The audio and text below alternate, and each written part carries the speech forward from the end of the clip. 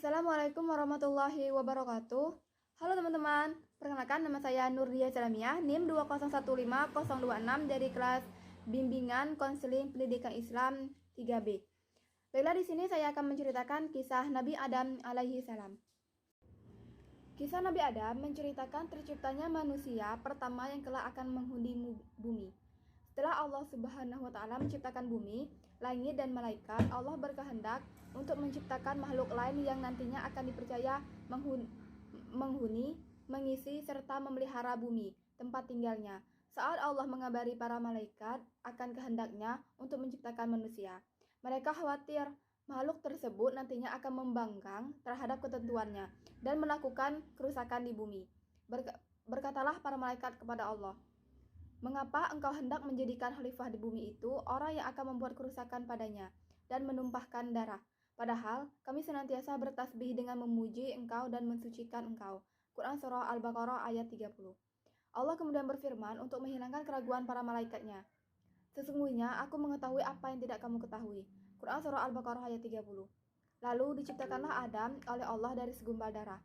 Setelah disempurnakan bentuknya, maka ditiupkanlah roh ke dalamnya, sehingga ia dapat bergerak dan menjadi manusia yang sempurna.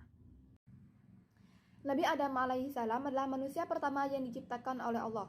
Dari tanah, Adam adalah nabi pertama yang dipilih oleh Allah untuk menyampaikan konsep tentang tauhid. Adam juga mengemban tugas dari Allah sebagai pemimpin pertama di bumi.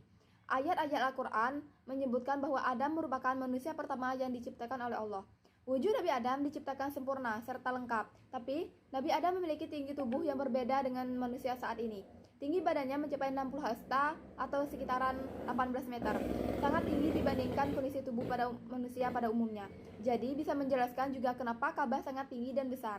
Pintu masuknya para nabi setelah Nabi Adam juga pasti memiliki postur tubuh yang hampir mirip. Mukjizat pengetahuan yang dimiliki Nabi Adam diterangkan pula dalam Al-Quran. Dan dia mengajarkan kepada Adam nama-nama benda seluruhnya. Quran Surah Al-Baqarah ayat 31.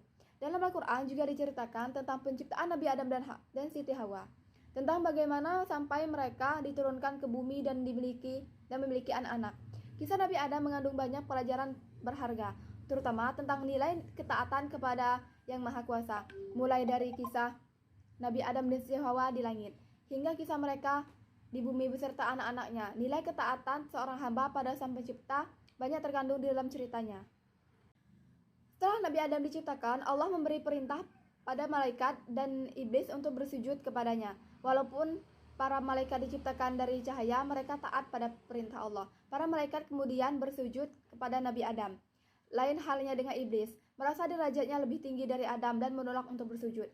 Keranjangan iblis tersebut membuat Allah sangat murka. Iblis telah durhaka dan hukumannya adalah keluar dari surga. Iblis yang sombong bukannya bertobat dengan hukuman yang diberikan, ia malah mengeluarkan sumpah akan menggoda Nabi Adam dan keturunannya agar sesat. Iblis ingin manusia menemani dirinya di neraka. Nabi Adam memiliki segalanya di surga. Adam bisa mengambil dan menikmati apa saja yang ada di dalamnya. Walaupun begitu, Adam merasa kesepian. Kodratnya sebagai manusia yang butuh ada manusia lain muncul. Adam menginginkan teman untuk menemani hari-harinya. Kemudian Adam yang kesepian. Allah menciptakan Hawa. Hawa diciptakan dari tulang rusuk Nabi Adam ketika sedang tidur. Hasratnya sebagai manusia yang butuh pasangan tadi terjawab. Jadi Allah mengizinkan Adam dan Hawa untuk menikmati apa saja yang ada di dalam surga, terkecuali pohon kuldi. Pohon kuldi adalah pohon pengetahuan hal yang baik dan jahat. Ada maksud tertentu dari larangan Allah yang berikan pada Adam dan Hawa. Mengetahui larangan Allah, setan memanfaatkan hal ini untuk menggoda keimanan Adam dan Hawa. Sesuai dengan tekadnya untuk menggoda manusia sepanjang masa, setan kemudian berbisik pada Adam dan Hawa tentang keistimewaan pohon kuldi. Kisah ini tertulis di dalam Quran Surah At-Taha ayat 120 yang berbunyi, yang artinya, "Wahai Adam, maukah aku tunjukkan kepadamu pohon keabadian, khuldi, dan kerajaan yang tidak akan binasa?" Demikian iblis membujuk mereka. Khuldi sendiri merupakan nama pemberian iblis. Iblis menghasut Adam dan Hawa dengan mengatakan bahwa Allah melarang mereka. Bahwa Allah disebutkan oleh iblis tidak mau membuat Adam dan Hawa kekal. Iblis dengan penuh semangat merayu mereka untuk memakan buah terlarang. Adam dan Hawa yang dilengkapi dengan nafsu sebagai manusia akhirnya tergoda.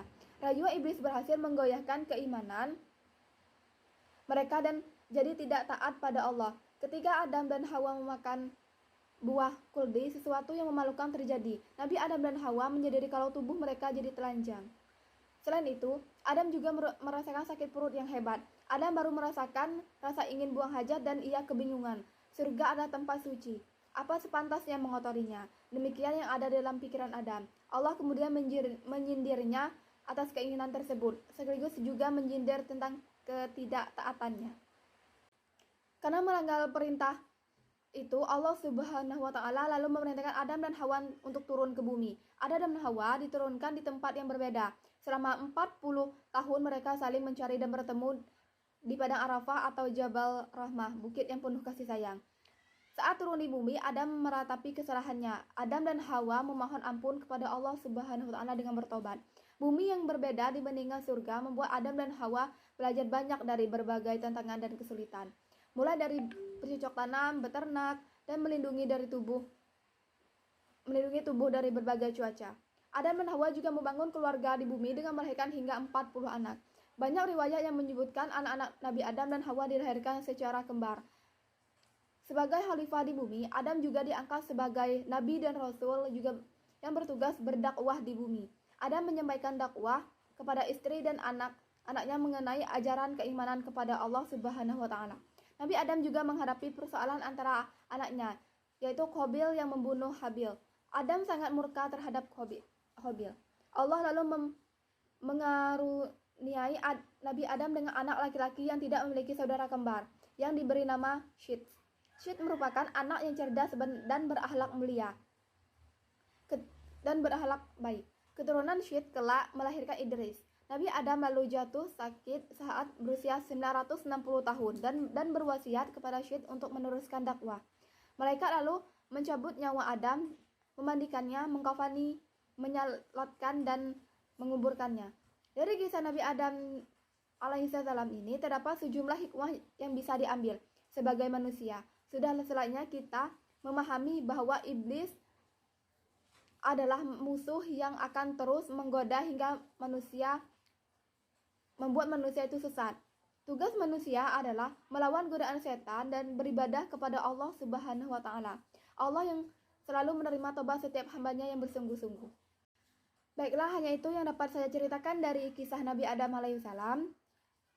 Jika ada salah kata, saya mohon maaf. Kepada Allah saya mohon ampun. Wabillahi taufiq wal hidayah. Wassalamualaikum warahmatullahi wabarakatuh.